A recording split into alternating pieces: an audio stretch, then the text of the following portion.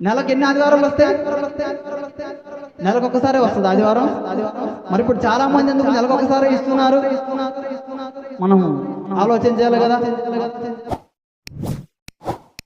ప్రభు బల్ల అన్ని చర్చిలలో ఒక విధంగా ఉంటుంది, కొన్ని చర్చిలలో ఒక విధంగా ఉంటుంది.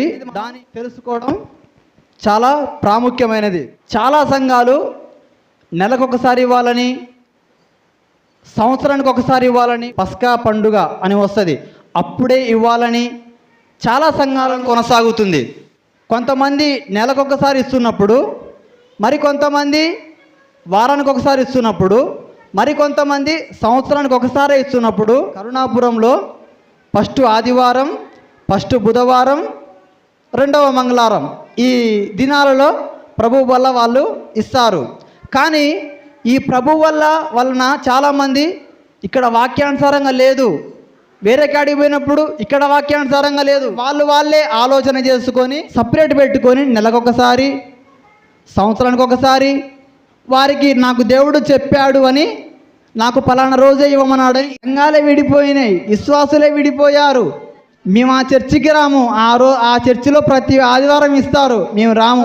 ప్రభువు వల్ల సంవత్సరానిక, నెలక, వారానిక చూద్దాం. అపోస్తుల కార్యం 2వ అధ్యాయం 42వ వచనం. ఇక్కడ అపోస్తులు క్రీస్తు చనిపోయి తిరిగి లేచిన తరువాత ప్రారంభమైనటువంటి క్రైస్తవ ఆరంభంలో ఆ వాక్యమందును సహవాసం కూడుకొని ఇలాగున ప్రభు యొక్క మాటను వినడం, సహవాసములోను రొట్టె విరుచుట అంటే ప్రభువు వల్ల ప్రభు శరీరం రొట్టె విరుచుట యందును ఎడతెగక ఉన్నారు. ఎడతెగక అనగా ఆగకుండా, ఎడతెగక అంటే ఎడతెరిపి లేకుండా, ఆగకుండా. ఒక ఆమె ఎడతెరిపి లేకుండా పని చేస్తూనే ఉంటుందని అంటాం. అంటే ఎడతెగకుండా అంటే ఆగకుండా, విశ్రాంతి లేకుండా చేస్తూనే ఉంటారు. అది ఎడతెగకుండా అంటే ఆరంభంలో బోధయందును, సహవాసమందును, రొట్టె విరుచుటందును ఆగకుండా చేసుకుంటూ వెళ్తూనే ఉన్నారని మనకు అపోస్తుల కార్యం 2వ అధ్యాయంలో మనకు కనబడుతూ ఉంది. అదే 46వ వచనం చదువుదాం. ఇక్కడ ప్రతిరోజు ప్రతి దినము దేవాలయంలోకి వెలుచు తరువాత ఇంటింటా రొట్టె విరిచిర్రు. ఎప్పుడు? ప్రతిదినం. మొదటగా ఏం చూసినాం? ఎడతెగకుండా అని మొదట్లో చూసాం. తర్వాతకు వస్తే ఏమైందనంటే ప్రతిదినము. మరొక వచనం చదువుకుందాం. 1 కొరింథీయులకు 16వ అధ్యాయం 2వ వచనం. ఆదివారమున కూడుకున్నట్టు మనకు కనబడుతూ ఉంది. అపోస్తుల కార్యం 20వ అధ్యాయం 7వ వచనం.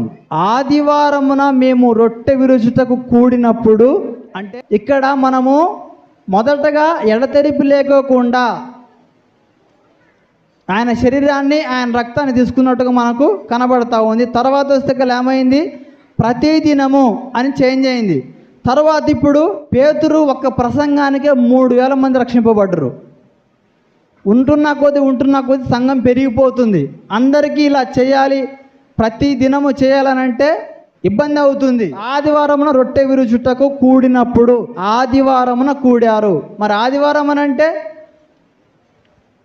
నెలకు ఎన్ని ఆదివారాలు వస్తాయి? నెలకు ఒకసారే వస్తుంది ఆదివారం. మరి ఇప్పుడు చాలామంది ఎందుకు నెలకు ఒకసారే ఇస్తున్నారు? మనం ఆలోచన చేయాలి కదా. నెలకు ఒకసారే ఇస్తున్నారు. ఆదివారాలు ఎన్ని వస్తున్నాయి? 4 వస్తున్నాయి. ఆదివారం ఎప్పుడు వచ్చినా కొన్ని ఒక నెలలో 5 ఆదివారాలు కూడా వస్తాయి. ఆదివారంగా కూడుకున్నప్పుడు ఎందుకు? రొట్టె విరచడానికి అపోస్తుల బోధ యందును సహవాసమందును కలిగి ఉండడం కోసం ఆదివారమున కూడుకున్నట్టు మనకు స్పష్టంగా బైబిల్ చెబుతా ఉంది. నెలకొకసారి వాక్యానుసారమా? కాదు. వాక్యానుసారం ఏంటి? ఆదివారమున రొట్టె విరుచుట అనేది మనకు కనబడతా ఉంది.